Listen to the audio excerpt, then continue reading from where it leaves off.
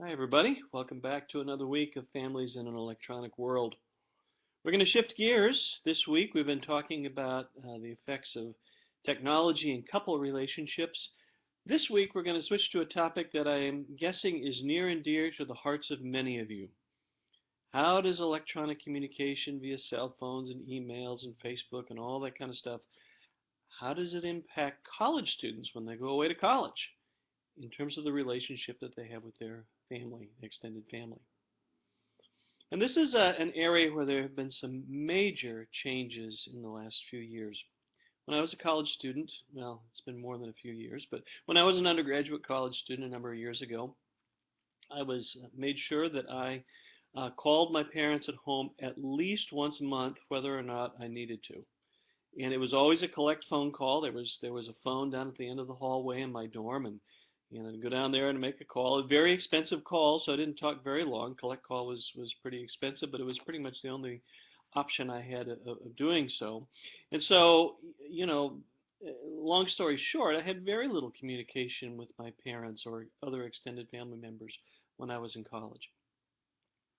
It's a completely different story today. And there are two resources that really will talk about that this week.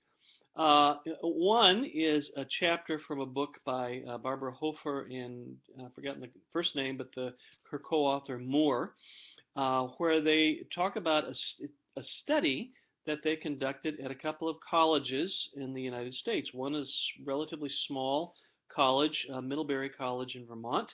The other, a large university, the University of Michigan. And essentially, they were asking, so how often do you talk to your parents, and what do you talk with them about? And the second chapter in this book, which is the chapter I have for you to read this week, finds that there was a lot more communication than they ever anticipated. That in fact, college students at both places, there's very little difference between the large university and the relatively small college, at both places talk to their parents an average of about 13 times a week, or 2 to 3 times a day.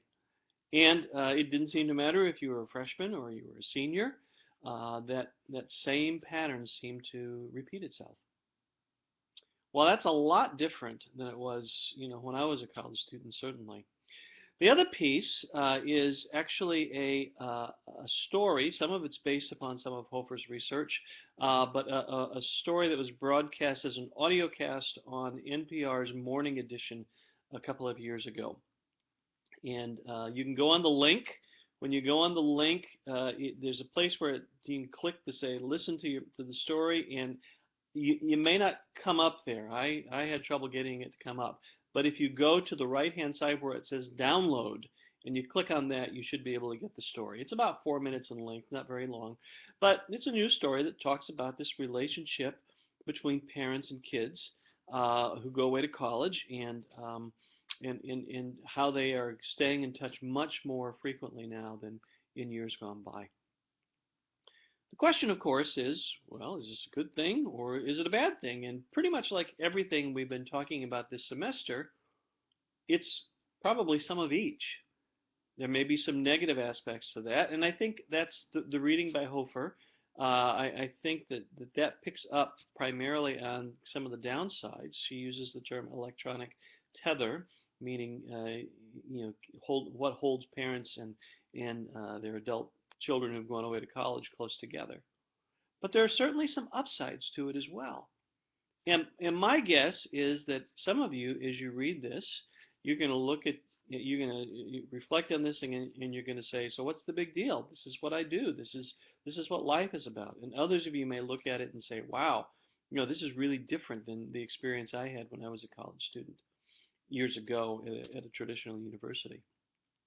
So the discussion this week will really kind of center around that question. What do you think about this trend? One thing is for certain. It's changing the way in which parents of college-aged kids and the college students themselves interact. And that is not only important in terms of the move away to college, but the whole move of emerging into adulthood. I think it's going to be a fascinating conversation, and I look forward to talking with you online.